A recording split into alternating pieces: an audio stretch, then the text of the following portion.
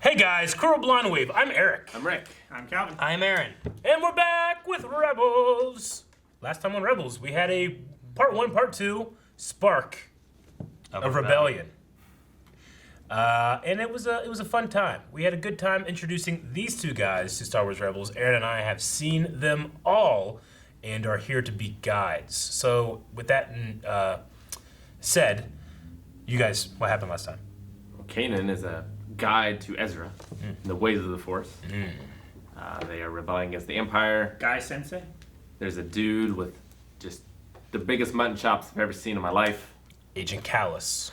Agent Mutton Chop. Yeah, if Eric just shaved this right here, He's now working with an Inquisitor look at that. I could do that. to hunt down Doesn't have the Kanan, mustache, though. who revealed himself to save Ezra. And a bunch of Wookiees. Perfect. I could do this. What are you doing? He's seen what it would look like if he didn't have a mustache. If I can't see because it's in front of my eyes. Turn into Bane, Eric. Just, Damn it! Classic. that's it. I don't have a shot! Chopper, you got the coordinates? What did he say? What the Said fuck? Low hyperspace. That's not what he said. Hey, if it puts food on the table and frees up some time for, oh, I don't know, Jedi training, then I'm in. You game? Say I am. What then? I already know the mission. Let's head to the spaceport. Piss off, Ghost. Bow for Gorilla. How rude. This is the Star Tours ship. Yeah, it is. More body warm. Where is that translator? Coming, Minister. Ah! Come along out. Ah! Even has the droid theme. Yes. For service to shuttle SD-45, bound for Gorilla. Sentients, please prepare for takeoff. Sentience. Droids, fuck you! Droids are always prepared. Hey, pilot. Isn't there some rule against droids in the passenger area? I am sorry, sir. Your astromech must proceed to the back of the craft. Hey, if my astromech's banished, then those two astromechs are banished too. I am on Imperial business. Sorry, ma'am, but these are Imperial regulations. He like put his shades on as he said it. Incident spoiling these negotiations. Go. Oh, this is so humiliating. If it's of any help, my ward here is quite fluent. Oh, I would never presume. Though, it would be good practice for my level 5 exams at the Imperial Academy. No, but I couldn't. You're a level 5 academy student? I was too, once upon a time. The odds of our mission becoming a complete debacle. Don't you shush me. It hardly matters to you Shut what up! I'm saying. I love that old Ralph McQuarrie design back there. Hang on. You better be careful. You see, R2? R2 will Is an astromech who incinerate. understands etiquette. You could learn a lot from this old C-110P. 110p. We are approaching Gorel. Please prepare for landing.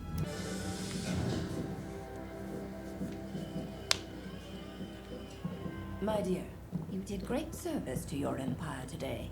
Now focus on those level 5s. Oh, I will, Minister. It's been such an honor. Thank you. Base 7.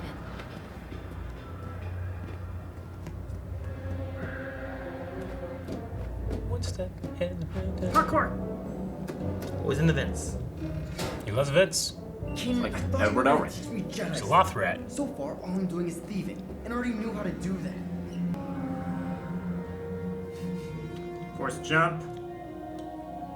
All you gotta do is jump. One step ahead of the head.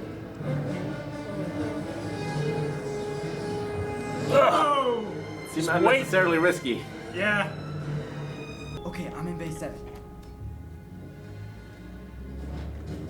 Jesus. Long drop. Long way down.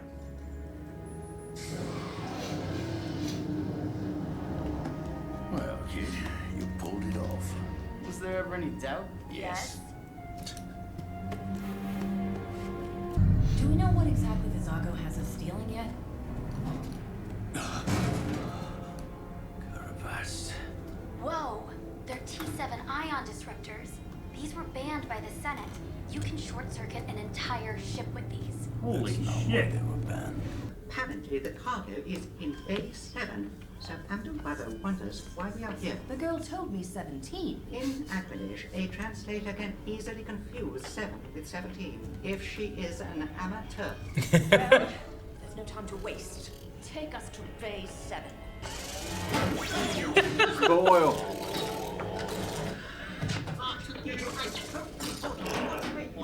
Picking a fight? You don't want to do that! To Bay 7. Double time. Oil slip. She's smart.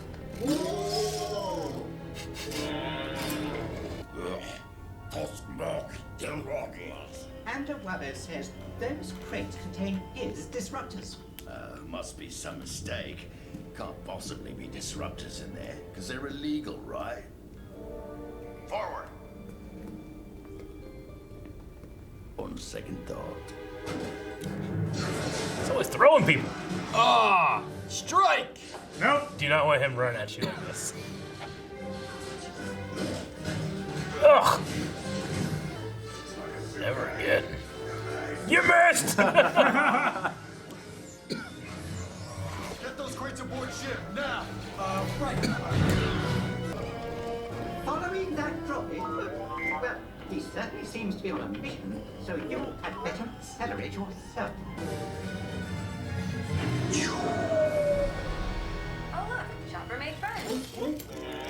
I am C-3PO, and this is my counterpart, R2-D2. I was translating from Minister 2-0 when we were attacked by thieves like, you.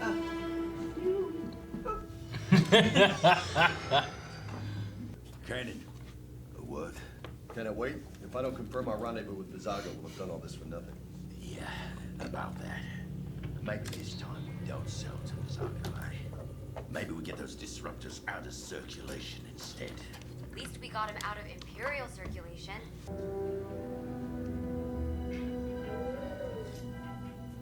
But maybe you could cut Zeb a little slack today. Oh, the way he cuts me slack? Do you know what a T7 disruptor is? What it does to an organic being? No. Well, Zeb knows. Because it's what the Imperials used on his people when they cleared his homeworld. I guess I could cut him a little slack. Man. So, how's the Jedi training going with Kanan? Jedi training? Never heard of it. We'll see about that. Can we discuss this later? That's fine, love. But we will discuss it.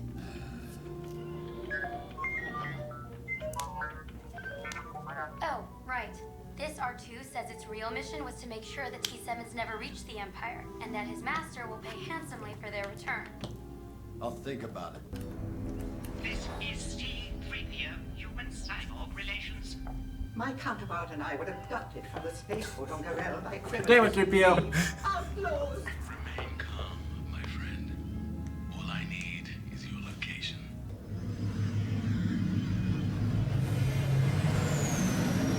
What is this? You will follow. That's not possible. Turn it to the Empire! My friends, I hope you live to bargain another day. And if you don't,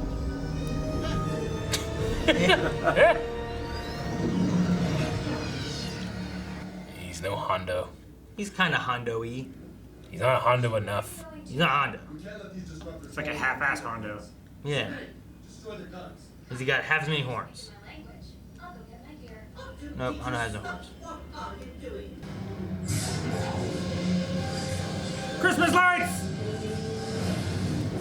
They can take down a ship, they can take down a walker. Thank you, thank you. I knew some form of rescue would arrive. I told Arthur, but he's been so ill, stormtroopers. Wait, don't shoot! Can't even hit him. He missed him, he wasn't even moving. Rescue me! you, Lasat!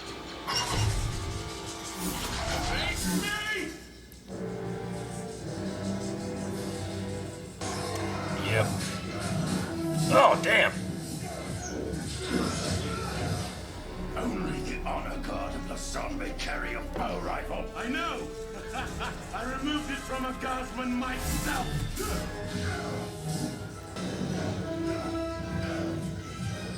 fighting's great. Yeah, it is. Yeah, it is. Everyone, hush! 3PO. 3PO ain't pushing shit. He can barely stand up. I got the rifle, sir.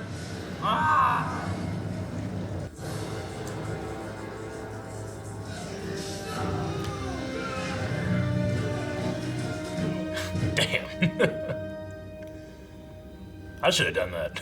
Maybe you should get some training. Without torment, you never end. With our comment, never ends. Chopper, get us out of here!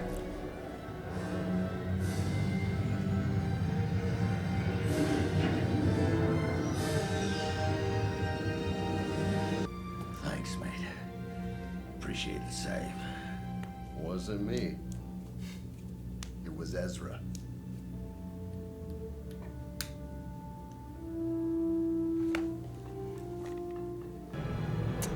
Ooh.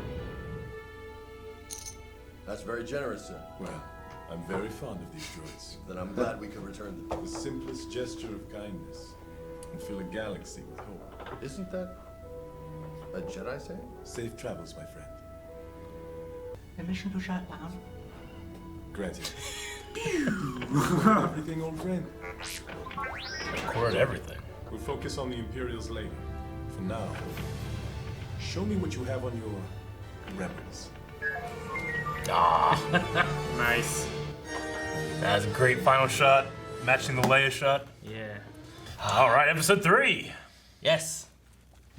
What'd you guys think? I love seeing the blockade runner Yeah. and Bail Tantive Organa. 4. Yeah. R2 and That's the 3PO. ship 5 years from now gets taken by Vader, and the plans of the Death Star is on board. Yep. It's a diplomatic ship. Yeah, sure. Yeah. Bail Organa's a great guy.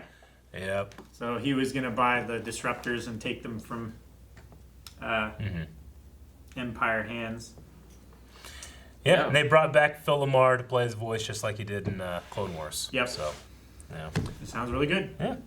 Well, it's like they did with Obi-Wan voice that we heard in the last episode. With James Earl Taylor. Yeah. I just loved that they chose to go with like the Leia silhouette shot of Bail Organa with the R2 there, you know? Mm-hmm.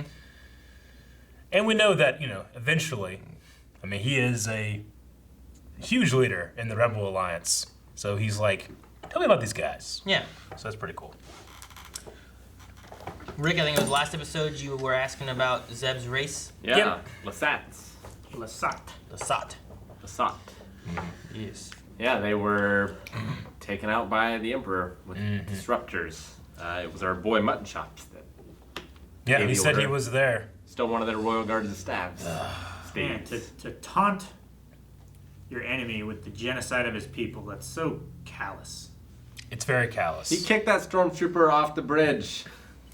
He's a callous man. He is. And a pretty damn good fighter, because not only is he using a weapon built for someone with huge hands, Yeah. but he kicked ass too. Like, Yeah. He did. A bigger, stronger, Yeah. reachier opponent. Exactly. I mean, Zeb's, it looks a little more makeshift than the one he had. Yeah. So I wonder if Zeb was a Royal Guard member, Mhm. or if he's just like pieced one together since then. Yeah. Because it didn't look quite as official.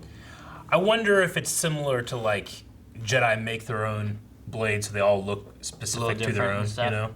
Yeah. True. Or it could be like, you know, maybe he was one and he just had to maintain it all these years and he has to put on parts that aren't from Lasan or something. I don't know. I could imagine Zeb's being used a good bit, Yeah. especially with what he does with like Kanan and Hera and all that. Yeah. But it's also possible maybe that Callus had his and it was something of like a collection item kind of thing, you know, that he took off of one but doesn't use that frequently, you know. Souvenir. Yeah. I But saw him carrying it around, and I was like, what is that? Is that like some kind of, I don't know, communication antenna or something like that? Yeah. But then I saw a similar device on Zeb's back, but it's Yeah. like wrapped with like cloth and stuff. Yeah, it's called a bow rifle, so you Yeah. can use it to fire, but also to fight. And it is similar to kind of like the Magna Guard yeah, thing they're as stabs. well. Yeah.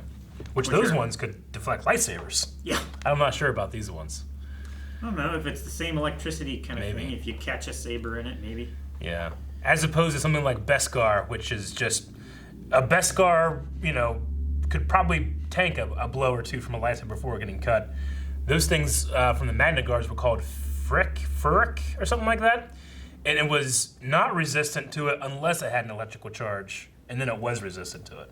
It's like the Batman cape that Yeah. is very flexible. Memory but claw. then when it's electrified, it's like Yeah, kind of wings. like that. So 3PO knew about the mission the whole time, but he still gave. He doesn't seem to, because he even says like secret mission. What are you talking He about? didn't seem to, but then he recognized Organa. He does, but Organa didn't tell him what was going on. He just said, "Hey, you're going with this minister of Lothal. I just need you to translate." Then he tells R2, "Hey, this is what we're really doing." Yeah. It's exactly R2 can get what shit done. Leia does to C-3PO and R2 later. It happens a lot. You got to remember, Organa is a senator. The Senate is still a thing. Yeah. It doesn't get demolished until Episode 4. Yeah. At the very beginning of that. So while you still have that going on, I think there's still a matter of like, there's the Emperor, there's the Senate. Yeah. So he's kind of in that middle ground where he's trying to play the Imperial side of being in the Senate and everything, but still like keeping eyes and making sure that he can stop stuff as much as he can. So you send a translator, which you need a translator because she needed one, on the Imperial side, while you have an astromech who really knows what's going on. I mean, he's a 3PO to keep a secret. Yeah, exactly. You can't. He's a pure distraction. I mean, here he's also detrimental because he sent out a message thinking he was doing the right thing. But they did the exact same thing in Return of the Jedi in Jabba's palace. Yeah. They send him in there. He has no fucking clue what's going on. R2's like, yeah, I don't know either. But really, he's just setting everything up so they can rescue Han. The trick is to not tell see him. the pattern. Eventually. Yeah, but there's so many astromech droids. Who's to say that it's R2-D2? Also, the thing that 3PO does, calling in the Empire, at least gets half of those disruptors to be destroyed. Yeah. True. Which is nice. So that kind of works on Zeb's favor, where he just didn't want him around at all, Yeah. you know? Yeah. And they got some credits from Organa. Yeah. Now, it was the big dish-shaped weapon on Hoth. Those were ion disruptors as well. They were ion cannons. But yeah, a disruptor like this can like disable a ship. The ion cannons, whenever they fired from the surface into the orbit, and they I was talking about the ones that were shooting the AT-ATs. Those are just laser cannons. Yeah, those are just laser cannons. The ion cannons were like the big circle Yeah, ones. they were like the dome with And they fired from surface to orbit, and they went straight through the Imperial shields. That's the one I always thought Leia was like, well, she just gotta say, I am in control. I'm like, what? And she's like, ion control. I'm like, Ion control. That's she was always saying, like, I'm in control. Yeah. Like, all right, fine, whatever, we get it, you're the princess. Yeah. You know, like, but yeah, she's like, prepare ion control. And then they launch, and then it takes the Star Destroyer or whatever, it's like, Yeah. just disables them a little bit.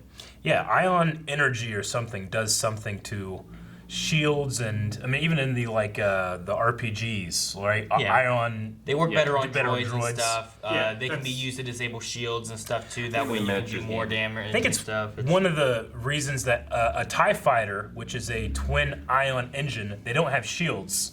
One, because they're just lightweight craft, but two, maybe something about the way they're powered makes it so they can't have shields. Maybe it would be disrupted. Yeah. But yeah, so these special ones, they were working on a prototype for these to be even worse than what they had before. Or maybe not even worse, but just more widely just mass-produced. distributed, you know? Yeah. Yeah, I love in this episode where, obviously Zeb has a very tough exterior, but you can really, he really emotes well, that model. For it being non-human model, like, you really can feel how he's feeling when he sees this for the first time. Yeah. They use his maybe it's the shoulders ears, a lot. too. His Yeah. shoulders. I also like, there's the lines that he has too while like he's fighting the stormtroopers. He has like that never again line. Yeah. Just there's little things he says throughout where like you're like something's going on, but I don't quite know what it is until they let you know.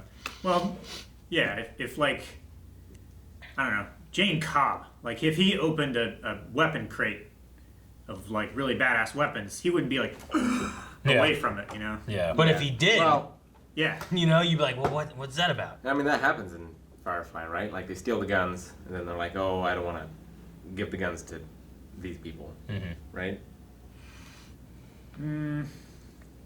Wasn't it medicine? That There they was a- stole from the Yeah, mining There town was a and they gave medicine back? one. There That's was right. a medicine one, It yeah. was medicine, not guns. The animation in this is so much better than Clone Wars. It's Yeah. pretty good. Times. I mean, Disney has definitely put more money towards it. You still had, like, you know, Dave Filoni and stuff behind it and whatnot working on that. Key But- people coming over too, yeah. Yeah. Like having, what's her name? Hera. Yeah. Like her dodging out of the way of that ATST looking thing. Yeah. And like avoiding that shot and sliding. It just looks so good. It does. The staging, the cinematography, the animation, they all come together well. A lot of people like to compare Clone Wars' art style versus this art style. Like if you think about like the final episodes of season 7 versus this, yeah, season 7 knocks it out of the park. It looks amazing, but that's after years and years of development. Yeah. That this benefits from too, as well. So But they're also starting from Yeah. I mean, basically the ground up. They have ideas and they have some stuff that they can reuse, but yeah. having to redraw it all. I'm also just convinced that it looks better than when I first watched it. Like I feel like maybe this is like a remaster or something from when it broadcast on Disney XD. Was it Disney XD when it first came out? Yeah, I believe so. I mean, I remember watching on Disney XD, and I guess that was just a broadcast version, and this is the stream. But this looks amazing. I think it's just better. I think they turned up the settings or something. I don't know why they didn't do that the first time. I don't think it's any different. No, it's just my memory of it. Just, I guess Maybe. it's been so Maybe long. it was the version that you watched. It could be. Could Eric, be. you said that the craft that we were on was the Star Tours craft, right? Yes. Isn't that that's So like the whole thing? the with first Star Tours, not the current one now. The first Star Tours was you all kind of got, it looked exactly like that interior, and you can even tell like the ride bar that bars. comes down, and you are with this RX-24, played by Paul Rubens, by the way, so Pee Wee Herman, and he is the voice at Star Tours as well, and he takes you up and you're supposed to just go on this like, all right, citizens of the Empire or citizens or whatever, we're gonna be going out and checking out a couple planets, and then Paul Rubens RX fucks up and like goes to the wrong place, and he like is in the middle of a battle. I'm like, what the hell are you doing here? You know. So it's a really fantastic ride. They redid it for the new version of Star Tours, but I think they might have kept RX-24. Yeah, I was gonna say I was pretty sure Pee Wee Herman did like Yeah, a it is voice Pee Wee for it. Herman. So the reason he's in this is only because he did the voice for the character at Disneyland and Disney World, which is really cool that he's still there. I love those, They like- brought him back. It's not like a retcon.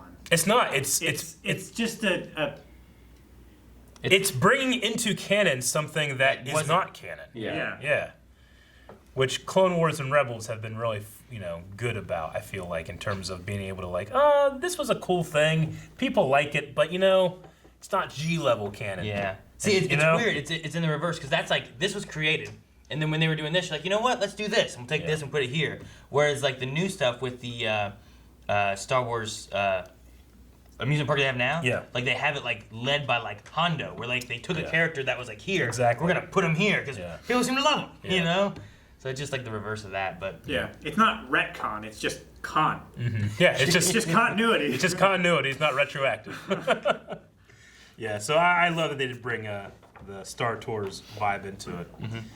It's a hard thing to do. I feel like the crew, it feels like they've been together a long time. It really does. And 3 episodes in, that's hard to pull off. Like, I think that's something that Star Trek Next Gen struggled with at first, was it didn't feel like the original series, where the original series, it just felt like they'd been around together forever. Yeah. And like they completely knew each other.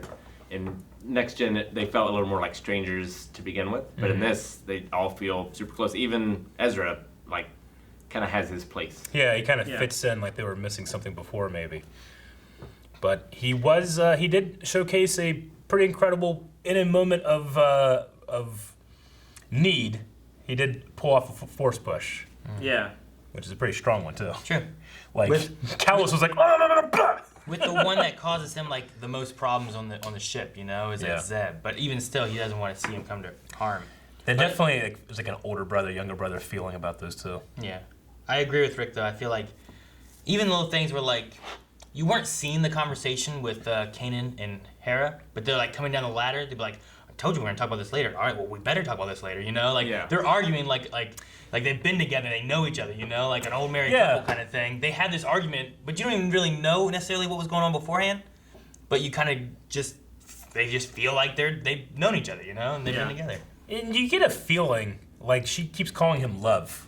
You know, you get like the feeling like, are they together or are they just like partners? You know, her and him. It's just fun, like having like these people that have been together, and it doesn't feel like they're not. Yeah. Because I get what you mean. There's times that like you definitely watch something, and it's supposed to feel like, well, these guys have known each other, and they just work. They work immediately, you know. They go through and do what they do. You know, Zeb and Sabine just. Yep, you know, like they both answer together at the same time. There's like a synergy between them that you sometimes don't get in other shows when you're supposed to get that. Yeah. Yeah. I have a new theory on Chopper, by the way. You what? New theory? New theory. Okay. Second one. Jar Jar Binks. Ahmad Best. Yep. Okay. That's theory number 2. Now, when you get it, I will not tell you. No, I wouldn't say anything. No, I'm just saying, like, I just want to write down. Well, when we get to the last episode, I want to hear. Like, maybe every episode he's like, all right, did you change any thoughts or anything here? And he'd be like, no, I'm sticking with Ahmed Best. And he sticks with that for like 5 episodes. And then he gets another one. He's like, you know what? I'm going back to George Lucas, you know? And he goes on and he's like, you know what? I'm going with George Clooney. Is it George Clooney? He's like, yeah. You know, like, and we just see what he gets by the end of it. Like, how far we Calvin, do you have one you want to throw in? I don't know. I mean, I feel like, I don't know, is it like Dave Filoni or something? I know he's voiced other like droids and stuff, hasn't he? I mean, I'm trying to think if he's voiced any. Trapper Wolf?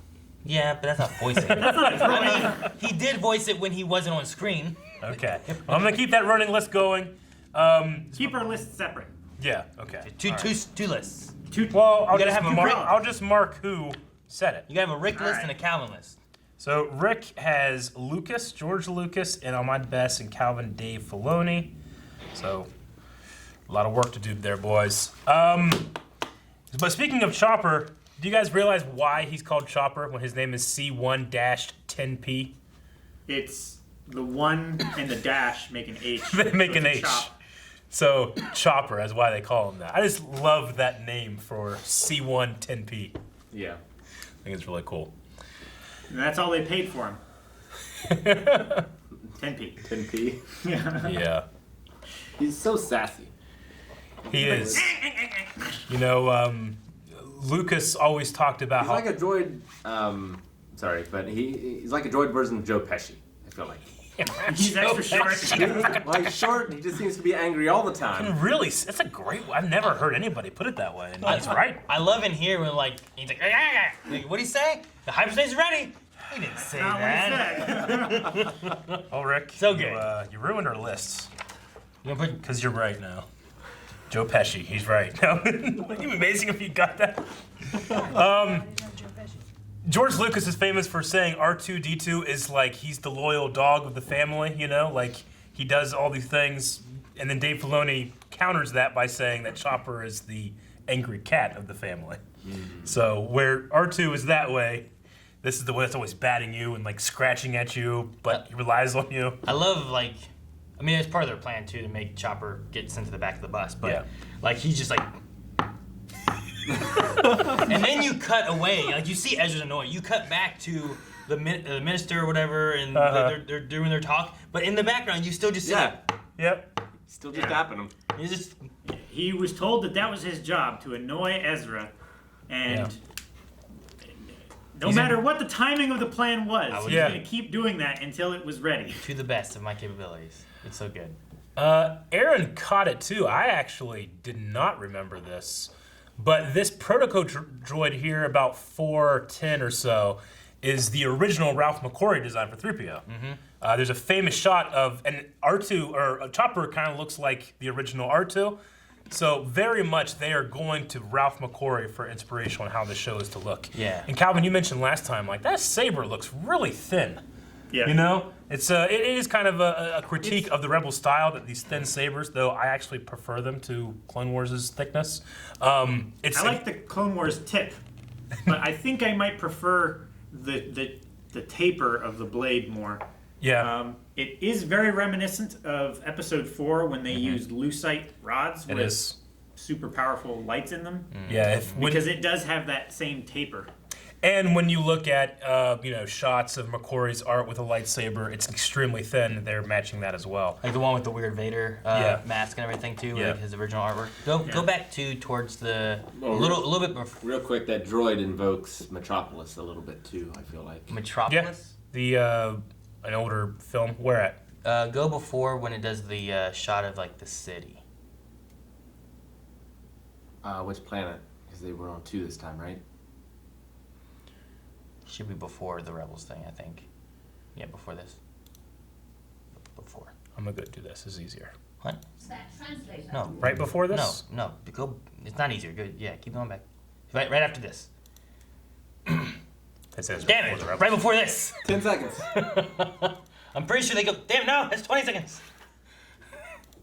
I'm pretty sure it goes from this. They head to the spaceport, and then this here. Pause. That there too. That's definitely like there's concept art looking. I remember seeing like some Ralph McQuarrie art too that had something like this, right? Oh yeah, man. Like there's the city they have here too is just so. It's literally much. a straight up drawing. Yeah. Oh yeah.